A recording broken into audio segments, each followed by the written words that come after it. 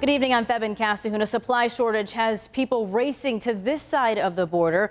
A rise in RSV and flu cases has led to more demand for children's Tylenol, and supplies are shrinking in Canada. As senior reporter Eileen Buckley tells us new at 5:30, this has forced many parents to come to Western New York.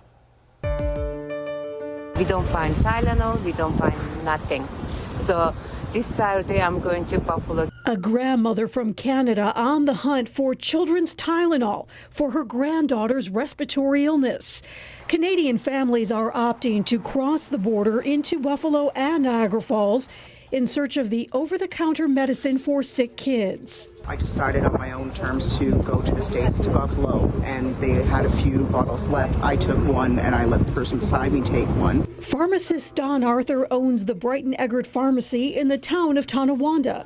He says he's had at least 2 Canadians come to his store. Drove all the way across Peace Bridge, came in just to purchase some Tylenol. And here at Brighton Pharmacy, they are running low on children's Tylenol, but they're expecting a shipment on Friday. From what we've heard from J&J, the makers of Tylenol, it's not a raw material issue, which sometimes is the case.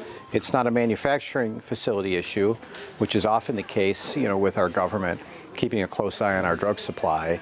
It's really an issue of demand. With spiking cases of a respiratory virus known as RSV and high rates of flu among children, children's Tylenol works to bring down a fever and relieve pain for children. Because that is important to keep the fever under control, to make the children feel much more comfortable when they are ill.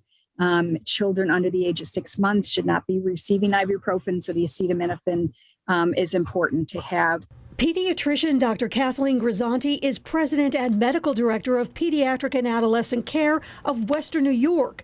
But even if you can't find children's Tylenol, the doctor tells me it's okay to use a generic brand. Tylenol is just a brand name, and so acetaminophen is just as effective by doesn't matter what company manufactures it. And if you're not able to get the liquid formulations, there are powders. Actually, that Tylenol makes a powdered formula. There are chewable, which can be crushed, put in applesauce. So probably not a bad idea. Arthur says while there's absolutely a shortage, he doesn't want parents to panic. But for Canadian parents, they say it's very stressful, and crossing the border was their best option. Eileen Buckley, 7 News.